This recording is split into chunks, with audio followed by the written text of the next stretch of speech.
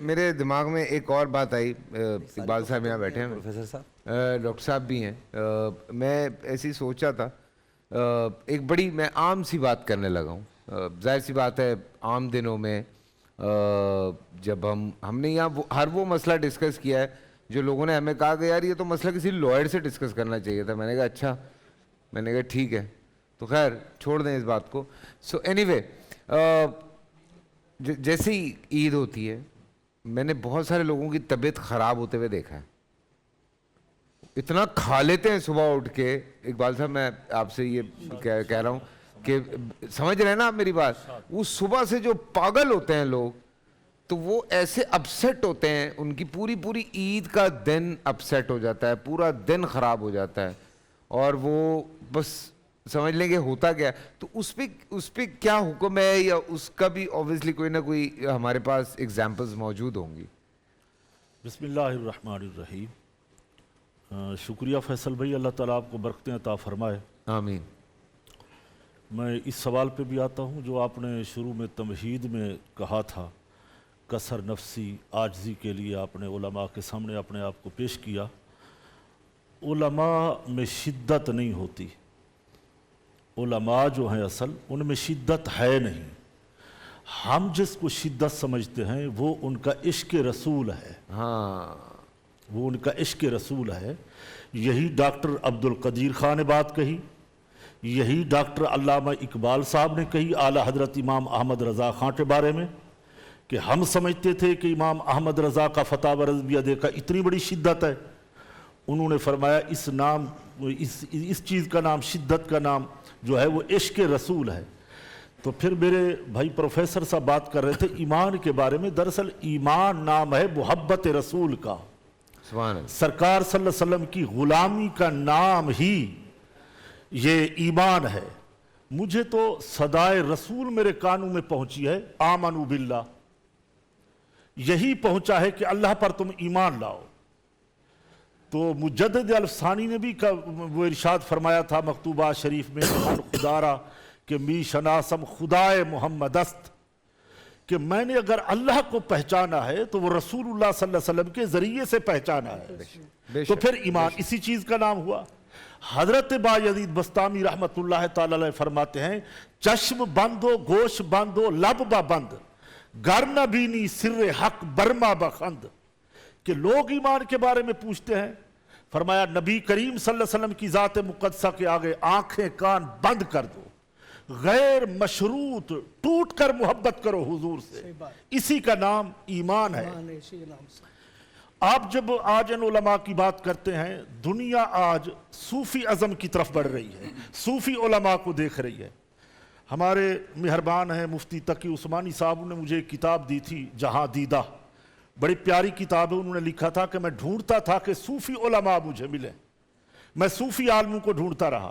کہنے جب امام غزالی کے پاس گیا, یعنی ان کی قبر شریف پہ, مزار پہ, امام اعظم ابو حنیفہ گیا, جہاں میں گیا انہوں نے حضرت ابو ایوب انصاری کا ذکر فرمایا کہ مجھے وہ صوفی عالم نظر آتے تھے, ان میں شدت نہیں تھی.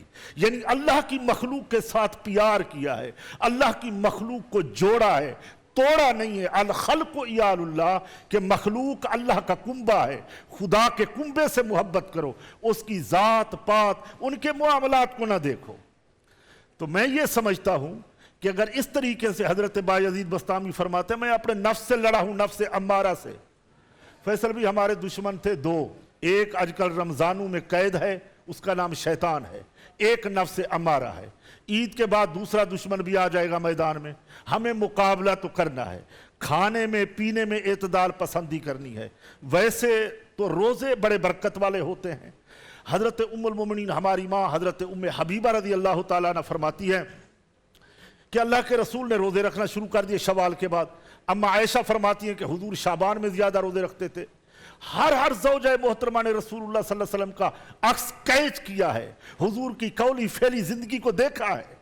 اور ام المومنین اما عائشہ فرماتی ہیں کہ میں نے عرض کی یا رسول اللہ ابھی تو رمضان سے فارغ ہوئے پھر یہ روزے شروع کر دیے.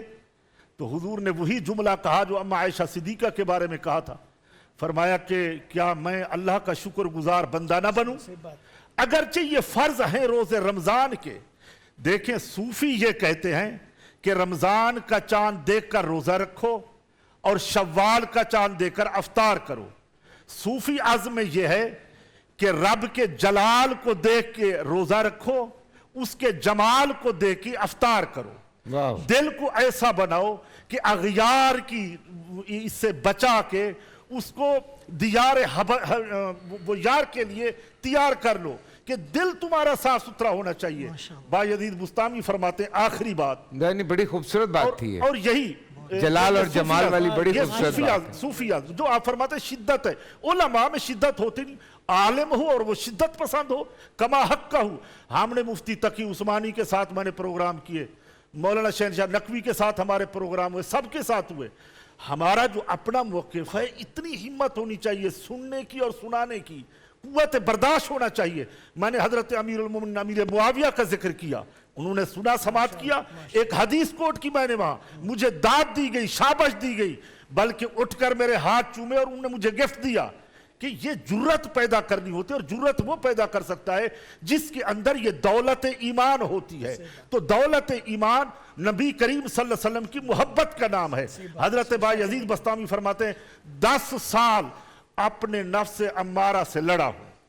اس دل کے, یہ جملہ فیصل بھائی صرف آپ کے لیے ہوگا, علماء سے معذرت, یا صوفی سمجھتے ہیں, فرماتے ہیں دل کے دروازے پہ 10 سال میں نے چوکیدارہ کیا ہے, خواہشات کو دل کے اندر نہیں جانے دیا, دل نے میرا خیال رکھا, میں نے دل کا خیال رکھا.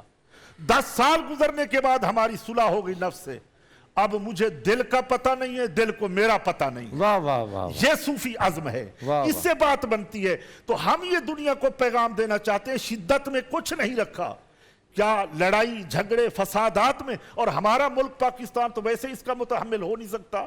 اور پھر اسلام کی بات آج ہم کریں تو جو کھانے کی بات آپ فرما رہے ہیں, میرے رسول نے کتنا کھایا ہے ساری زندگی کا.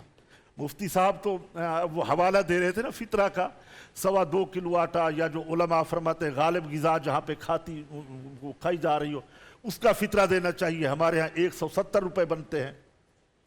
علماء کی یہ تحقیق ہے اپنی, اس میں خیر کی بات ہے, کوئی برائی نہیں ہے. اس میں یہ ہے کہ 2 سا ہے, ایک سائے عراق ہے, ایک سائے مدینہ ہے. اہل الحدیث سائے مدینہ سے دیتے ہیں. سائے مدینہ جو ہے عراق کے سا سے بڑا ہے. مثلا ہمارے ہاں صدقہ فطر جو ہے, جیسے احناف کے 150 اور ہمارے 200 روپے ہوگا, وہ اس میں زیادہ, جی اس میں زیادہ ہوگی. جی پروفیسر صاحب کا بیچ میں یہ بولنا بھی ہمیں پیارا لگتا ہے. لاڈلے جو ہیں ہمارے, تو لاڈلا جو بھی کہے بولے وہ پیارا لگتا ہے, کوئی بات نہیں.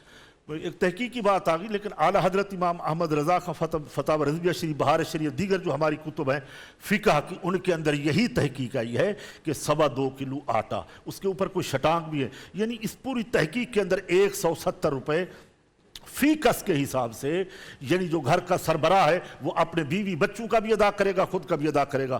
تو میں آخری بات, آپ مجھے اجازت دیں تو میں کہنا چاہ رہا ہوں, بات وہ ختم کروں گا.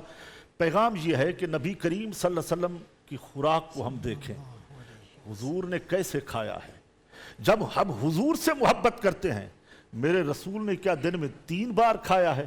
رسول اللہ صلی اللہ علیہ وسلم نے تو جاتے ہوئے 2 سے 3 کھجوریں یا تاک کھجوریں کھائیں, تناول فرمائیں, اور عید پڑھانے چلے گئے. اصحاب رسول کی زندگی کو ہم دیکھیں, انہوں نے کتنا کھایا اور کیسا کھایا. میں سمجھتا ہوں ضرورت ہماری اس نسل کو ہے, وہ علماء کو کیچ کرتے ہیں. آپ جیسے لوگ سوال کریں, پوچھیں, آپ پڑھے لکھے لوگ ہیں. میں آپ جیسے لوگوں کو نہ جہل تصور کرتا ہوں, نہ کبھی کسی اسٹیج پہ میں نے کہا ہے, بلکہ میرا پیار ہوتا ہے کہ آپ لوگ دیندار ہو, ہمارے دین کا حصہ ہو, ہمارے ساتھ بیٹھتے ہو, دین سیکھتے ہو. پھر کس چیز کی نفرت ہو گئی. یہ جو آپ کے جملے تھے وہ قصر نفسی کے تھے. پہلے دن اعتدال پسندی کے ساتھ کھانا کھائیں, ذرا کم کر دیں کہ معدے کا جسمانی روحانی غذا ذرا آہستہ کریں, ڈٹ کر اتنا کھانا نہیں کھائیں کہ طبیعت خراب ہو جائے, ہاسپٹلوں کے چکر لگیں, اسراف میں پیسہ ضائع ہو. یہ ساری باتیں ہوں. میں سمجھتا ہوں خوراک کو کم کر دیں.